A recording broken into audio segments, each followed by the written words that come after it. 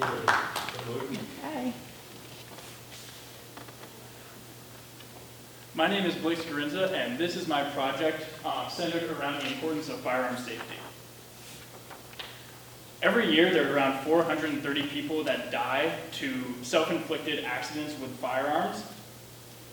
Most people are male between the ages of 0 and 34.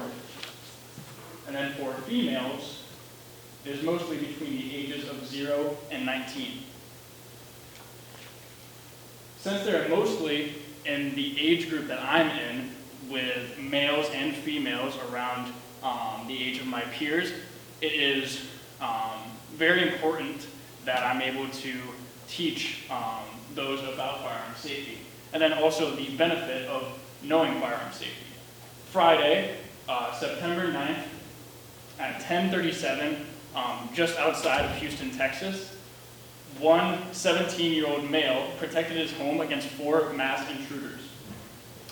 There is a video surveillance tape of the 4 mass intruders showing up and exiting their vehicle and going to the front door where the 17-year-old was able to defend himself, his other 17-year-old friend, his 12-year-old younger brother, and his mother with a shotgun that he was trained with.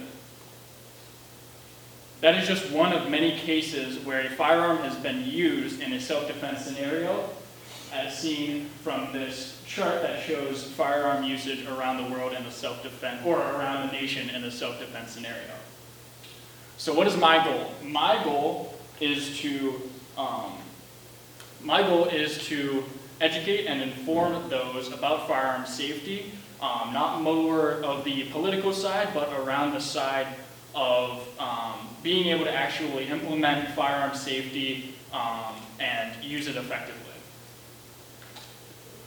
The 3 topics that I want to talk about is 1, knowledge. Knowledge can come in many different forms, also from the form of it being stuff that you learned secondhand, and then also stuff that you went out and learned yourself as far as like comfortability with firearms.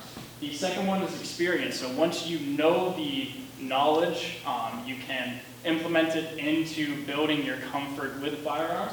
And the third one is a part of experience, but it is actually using your experience to build your skills with the firearm. The first one knowledge, mostly focuses on that there are many new gun owners, as you can see with the recent spike in 2020 of firearm sales. That means that a lot of new people are first-time firearm owners, and that also means that a lot of people aren't really aware of what's going on in the gun community. This is also a map of households with firearms inside them.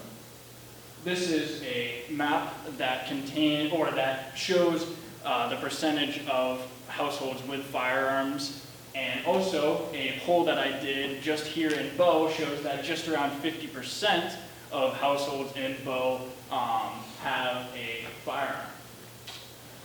Now, the biggest thing about knowledge is you have to obtain it somehow. So the first way is by researching. There are a lot of articles that you can find that are readily available that you can go out and search and find a lot about the political side and then also the how-to side. One other way that you can obtain the knowledge, and probably the favorite is by watching.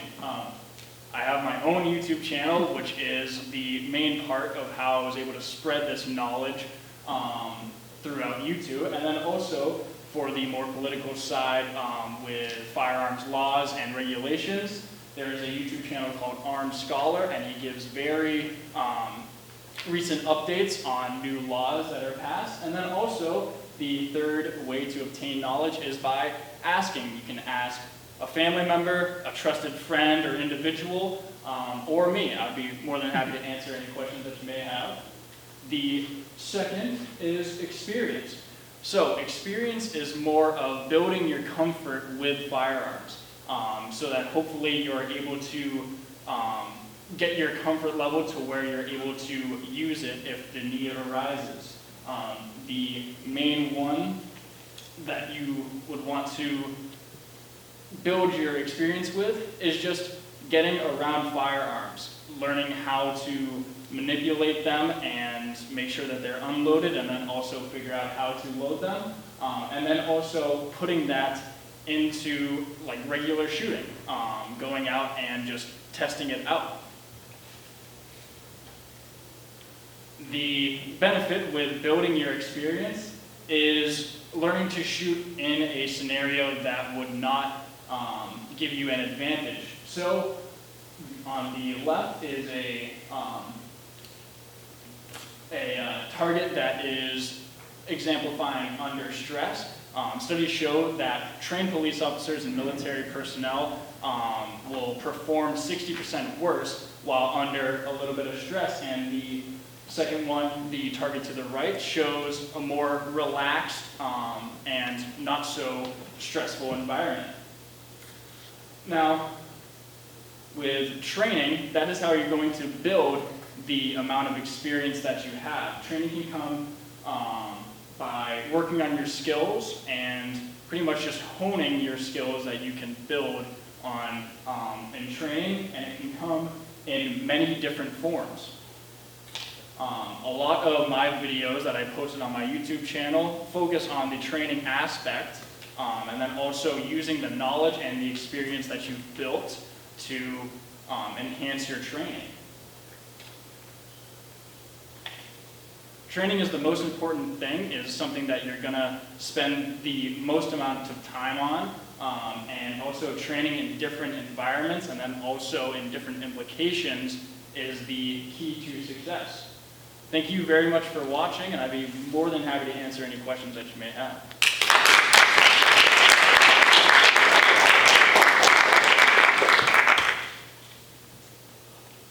Canyon? How many guns do you have in your house? I don't know the exact number. I would put it between, or not in my house, but in a safe, I would put it between 10 to 15.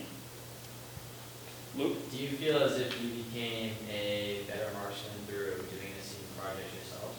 I think definitely I became a better shooter just through, I never really filmed myself before, and it's really, if you are going out to train, I would recommend filming yourself at least once or twice just to kind of like look back on yourself and see if you did anything, make sure you're not building any bad habits. Same as like if you're doing a golf swing or something, it's really, or any sport for that matter, it's really important that you're not building those bad habits in the first place. And it's the same with shooting. So the more you become comfortable with it, the better off you're going to be. All right, thank you very much.